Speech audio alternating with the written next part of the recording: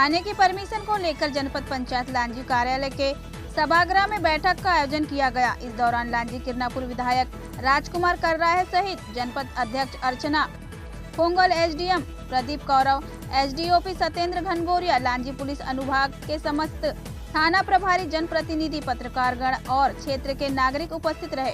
साथ ही लांजी थाना क्षेत्र अंतर्गत आने वाले विभिन्न ग्रामों के परमिशन संबंधी विषयों पर चर्चा की गई। सभी ने जन समुदाय की सुविधा और निकटतमता को देखते हुए अपने अपने विचार रखे। भानेगांव केंद्र में और लोडांगी में जन सुविधा को देखते हुए पुलिस थाना बनने की बात कही गई।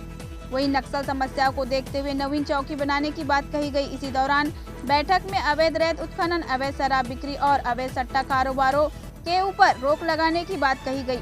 MPCG 24 न्यूज एक्सप्रेस किरनापुर से विकेश मेश्राम की रिपोर्ट।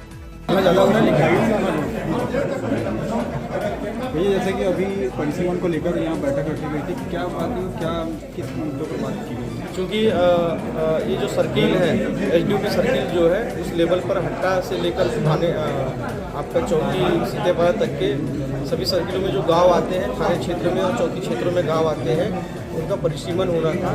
तो इसमें कुछ पंचायतें जैसे सहकी है और खानापरी पंचायत जो है बहला थाने में आते थे, उसको लांजी थाने में सम्मिलित करने के लिए कहा गया है।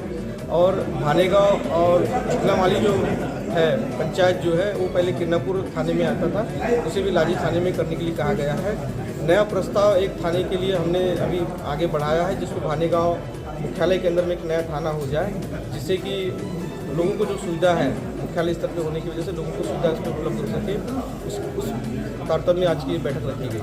सर, रेत को लेकर क्षेत्र में बहुत परेशानियां हो रही, तो क्या रास्ते निकाले गए? रेत को लेकर हमारे लगातार हम लोगों के ऊपर से कार्रवाई भी चल रही है, सरकार भी इसमें कार्रवाई कर रही है और निश्चित तौर से इसका नया हल निकलेगा।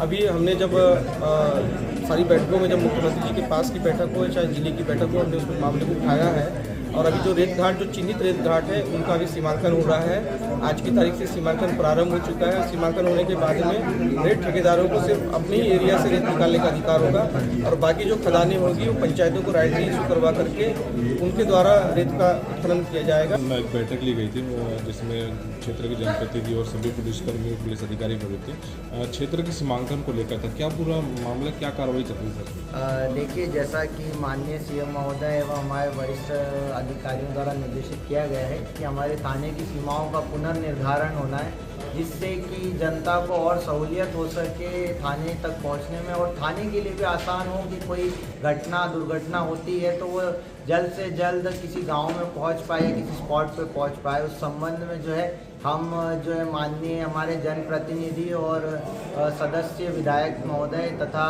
अन्य हमारे जो रहवासियों से हमने सलाह के लिए आज एक मीटिंग का आयोजन किया था, जिसके तहत हमने ये आयोजन का उद्देश्य हमारा मुख्यतः यही था कि ऐसे कौन से गांव हैं जिनको चिन्हित किया जा सके, जो किसी दूसरे थाने के क्षेत्रांतर्गत फिलहाल में आ रहे हैं, परंतु उसे किसी अन्य थाने में स्थानांतरित कर दिया जाए, जिससे वहाँ के रहवासियों को और आसानी हो सके उस थाने तक पहुँचने में। साथ ही पुलिस का जो रिस्पांस टाइम है वो हम और ज़्यादा कम कर सकें। सर, कितने ग्रामों को चिन्हित किया गया उसमें? कौन कौन से ऐसे ग्राम आए हैं सर जिनको आप चौकी थाने बना सकते हैं, या कौन से ग्राम हैं जो शामिल किए जाने हैं? देखिए, रहवासियों की तरफ से तो प्रस्ताव गया है कि भानेगांव को थाना बनाना चाह रहे हैं, ताकि वो बड़ा गांव है और आसपास की कुछ पंचायत भी उसमें सम्मिलित होकर एक थाना बनाने का प्रस्ताव जो है रहवासियों और जनप्रतिनिधियों की तरफ से हमें दिया गया है। पुलिस से रिलेटेड अगर उसकी कोई पुरानी कंप्लेन है, कोई शिकायत है किसी तरह का, या कोई विवाद है गांव में, तो हम कोशिश करेंगे कि वहीं सॉल्व हो जाए,